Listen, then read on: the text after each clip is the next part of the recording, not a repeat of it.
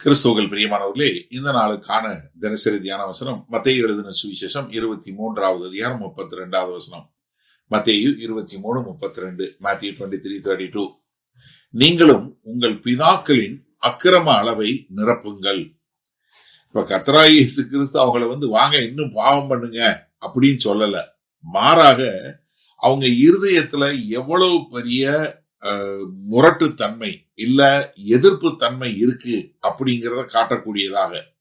ஏன்னா அவங்க என்ன செய்ய போறாங்கன்னா, அவங்களுடைய முற்பிதாக்கள் இதுவரைக்கும் தீர்க்கதரிசியில கொண்டுட்டு இருந்தாங்க.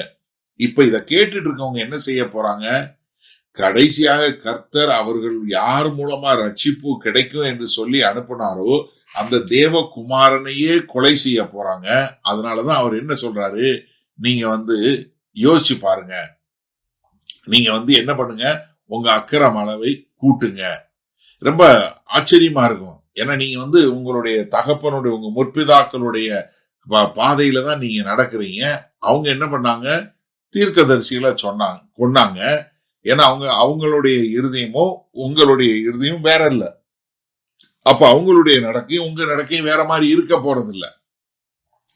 அப்போஸ்தலர் 7:51 சொன்னது போல, உங்கள் பிதாக்கள் எப்படி பரிசுத்தாவியை எதிர்த்து நின்றாங்களோ அதே போல நீங்களும் நிக்கிறீங்கன்னு ஸ்தேவான் கொஞ்சம் வருஷத்துக்கு அப்புறமும் இதை சொல்றாரு. அப்ப என்னன்னா, அவங்க ஒரு பரம்பரையா அவங்க செய்து கொண்டு வருகிற பாவத்தினுடைய அடையாளம் என்ன? அவங்க கர்த்தராகிய இயேசு கிறிஸ்துவை கொலை செய்ய போறாங்க. இப்ப இயேசு கிறிஸ்து சொல்லும் போதே அவங்க இதுவரைக்கும் தீர்க்கதரிசிகளை கொலை செய்தாங்களா? யோவான் ஸ்நானகனை கொலை செஞ்சுட்டாங்க. ஏன்னா யோவான் ஸ்நானகனை தீர்க்கதரிசின்னு விசுவாசிச்சாங்க. ஆனா என்ன பண்ணாங்க, கடைசியில் அவரையும் கொலை செஞ்சுட்டாங்க. இப்ப கர்த்தராகிய இயேசு கிறிஸ்துவையும் கொலை பண்ண போறாங்க. அப்ப இங்க கர்த்தராகிய இயேசு கிறிஸ்து என்ன காட்டுறாருன்னா, அவங்க தொடர்ந்து மனம் திரும்பாமல் கடினப்பட்டவர்களாய் எப்படி இருக்கிறாங்கிறத காட்டக்கூடிய ஒரு காரியம்.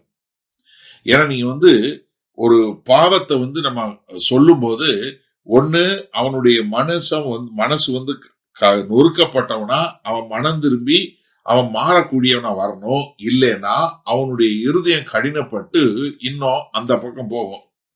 இப்ப அவங்களுடைய தகப்பன்மார்கள் தீர்க்கதரிசிகளை கொலை செய்தாங்க.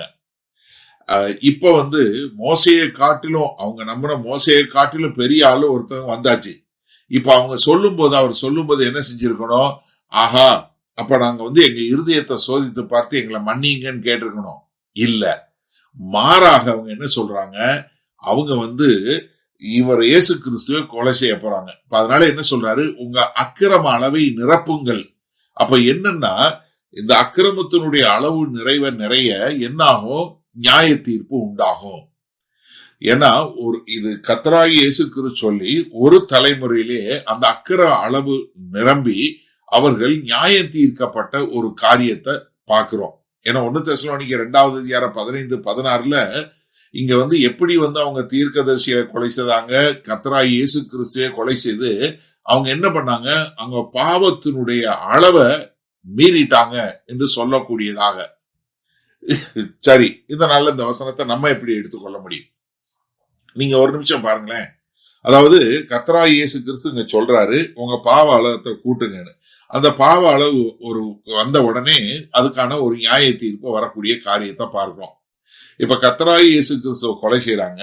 இயேசு கிறிஸ்து சொன்ன அடுத்த ஒரு 40 வருஷத்துக்குள்ள என்ன நடக்குது, கர்த்தராகிய இயேசு கிறிஸ்துவுக்கு பின்பு 70 கிபி என்ன நடக்குது, அங்க தீத்து வாஸ்பியன் மொத்த எருசலேமை அழிச்சு ஏறக்குரிய 10 லட்சத்திற்கு மேற்பட்ட யூதர்கள் கொலை செய்யப்பட்டு 1000க்கும் மேற்பட்ட கிராமங்கள் அழிக்கப்பட்டு அவர்கள் தங்களுடைய சொந்த தேசத்திலிருந்து துரத்தப்பட்டதை நம்ம பார்க்கிறோம். அப்ப என்னன்னா, நம்ம முதல்ல என்ன தெரிஞ்சுக்கொள்ளணும்னா, பாவம் பாவத்தை குறித்து கண்டித்து உணர்த்தும் போது நம்ம என்ன பண்ணணும், உடனே ஒரு மெல்லிய ஒரு இளகிய இருதயம் உள்ளவர்களாய் நம்ம மனம் திரும்பி என்ன பண்ணணும், கர்த்தரை ஏற்றுக்கொள்ளணும். அப்படி மாறாக நீங்க மனம் திரும்பலைன்னா உங்க இருதயம் கடினப்படும். அப்படி இருதயம் கடினப்படும் போது என்ன உண்டாகும், பாவ அளவுக்கு மேல போகும். அப்ப ஒரு நியாய தீர்ப்பு உண்டாகும். ஏன்னா பாவம் சிறுசாவே இருக்காது. நீங்க அறிக்கை செய்யாத பெருமை, அறிக்கை செய்யாத மனக்கசப்பு, அறிக்கை செய்யாத ரெட்ட வாழ்க்கை, ஒரு மறைவான பாவம், இது எல்லாம் என்ன ஆகுன்னா கொஞ்சம் கொஞ்சமா கூடி கூடி அழிவுல கொண்டு போய் சேர்த்துரும்.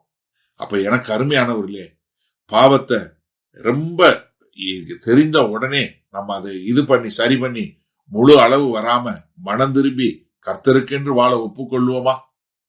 வல்ல பிதாவே, இது வந்து அருமையான நல்ல நாளுக்காய் நன்றி.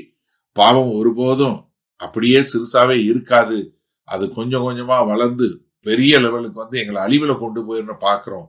அதனால இன்றைக்கு இந்த செய்தியை கேட்கிறவங்க உடனே அந்த பாவத்தை உடனே ஏலியாவே கண்டுபிடித்து அது முழு அளவிற்கு வருவதற்கு முன்பாக மனம் மாறி வாழ எங்கள் தேவன் கிருபை பாராட்ட வேண்டுமாய் இயேசு கிறிஸ்துவின் மூலம் ஜெபிக்கிறோம் வல்ல பிதாவே, ஆமேன்.